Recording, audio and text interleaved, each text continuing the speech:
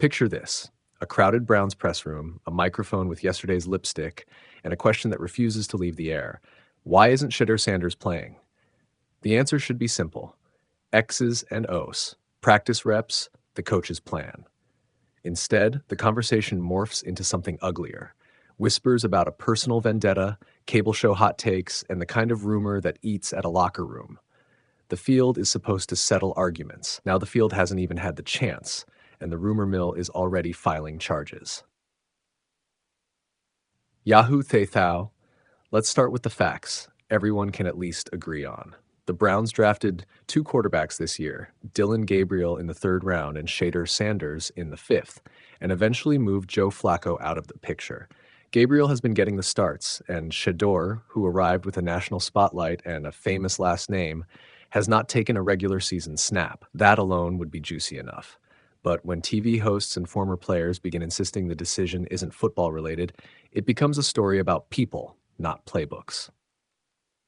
SI. On a late-night sports panel, the rhetoric escalated.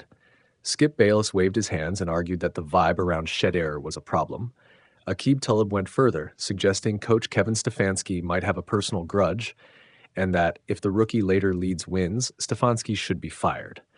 Those are heavy words because they imply motive, not strategy, and motive is hard to prove without a camera in the coach's head. Still, the headlines spread like a locker room rumor. Was the franchise protecting football decisions or protecting a coach's ego? Yahoo Thethao. What's easy to forget is how much context matters when a rookie arrives with a circus trailing him. Shedeur didn't just enter the league as another prospect. He carried a family brand, a social media ecosystem, and the inevitable drag of public expectation. Some executives supposedly passed on him during the draft, partly because of the way he presented himself at the combine. That history bleeds into every press conference. When a coach decides who plays, the decision isn't just about talent. It's about readiness, chemistry, and managing noise.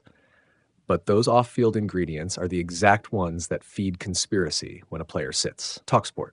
Here's the pragmatic side of the debate the media panels kept skimming past. From a coach's point of view, there are simple, defensible reasons to lean toward Dillon Gabriel. Gabriel was the earlier pick. He'd been taking first-team reps while Flacco was still present, and continuity for a young starter can be a fragile, valuable thing.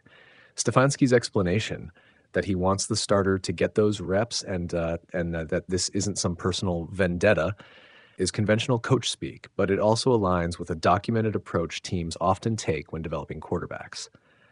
Put another way, the logic is boring and therefore easy to lampoon. CBS Sports. But human beings don't live in boring. They live in optics. When a coach's agent has connections to people inside the organization, when camp reps shift in ways that look for the outsider like preferential treatment, the optics become the story. That's what turned a personnel decision into a morality play. People started drawing lines between Stefanski's representative and coaches tied to the QB's college, and suddenly every handshake in the building had to be inspected under a microscope. Whether those lines actually mean anything is a different question. Whether the lines wound up on talk shows and feeds is the problem. Yahoo Thethao. There's also an emotional logic at work here. Imagine being Shedeur Sanders. You come into the NFL with fire, with a family name that amplifies every success and every stumble, and then you sit. You watch the playbook, the plays, the reps go to someone else. Social media turns the small moment into a verdict. Your mother and your father tweet jokes that trend. Columnists speculate. Former players say you're being targeted. Even if Stefanski's motives are pure, the rookie's public humiliation becomes a human failure that looks to outsiders like malice. Meanwhile, inside the building, coaches are trying to solve the day-to-day puzzle. Can Dillon grow into the job? Do the receivers and linemen gel? And is there a path to wins before the calendar flips? Those questions are tactical and urgent.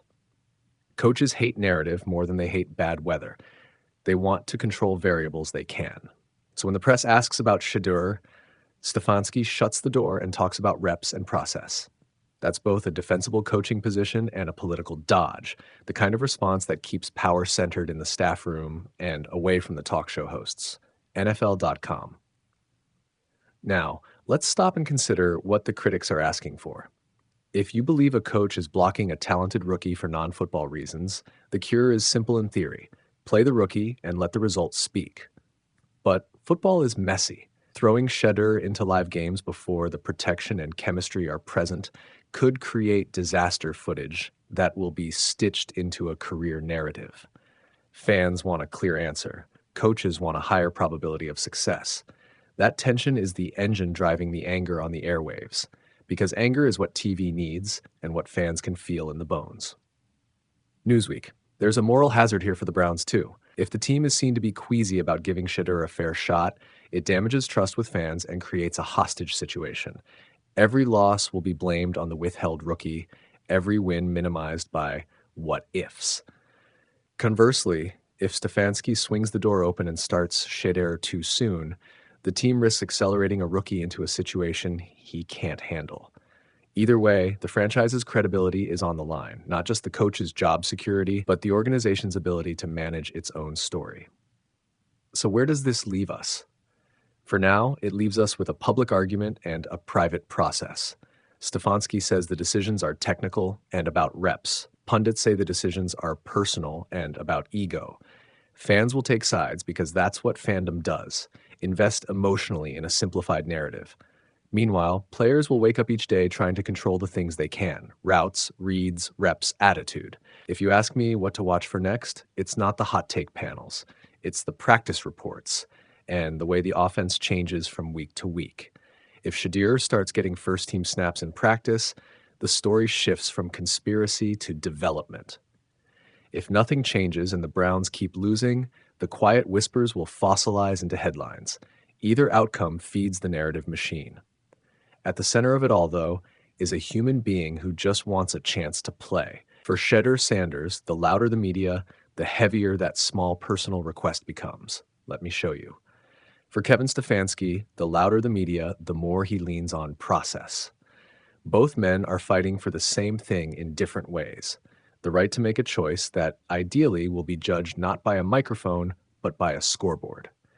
In a season that already feels short on patience, the Browns are being tested on something they can't coach away: the trust between a locker room and the people who run it.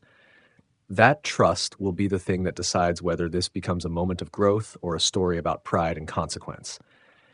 And in a league where every decision becomes a headline, maybe the hard truth is this: the only verdict that matters is the one delivered on the turf. You ever watch a rumor bloom into its own weather system? It starts as a whisper in the locker room, becomes a headline on your feed, and by Monday morning, the whole city wants to know who's telling the truth. That's where Cleveland sits right now. A quarterback who didn't play, a coach who won't say exactly why, and a media momentum that smells like something personal. The whole thing feels less like football and more like a messy family argument played on live TV. Newsweek, Shedeur Sanders walked into a storm and walked out with questions. He was added to the Week 8 injury report with back issues, took part in a short pregame warm-up, and then didn't suit up. After the game, he told reporters bluntly, "It wasn't my decision to sit out," and promised the one-liners that make networks light up. "I guarantee I'm going to be good." Those lines read like the words of a player who feels ready and believes the benching was a managerial choice, not a medical call. When a rookie says that in front of cameras, it explodes into 1,000 different interpretations. Yahoo Tethao. What makes this more combustible than your average inactive injury deja vu is how quickly the conversation turned from medical to personal. On national shows, the kind where hot takes land and stay, voices like Bayless and Aqib Talib suggested the coach might be operating from something other than purely football logic. They used the word vendetta. That's a human accusation with teeth. It implies emotion, history, and maybe decisions made off the clock.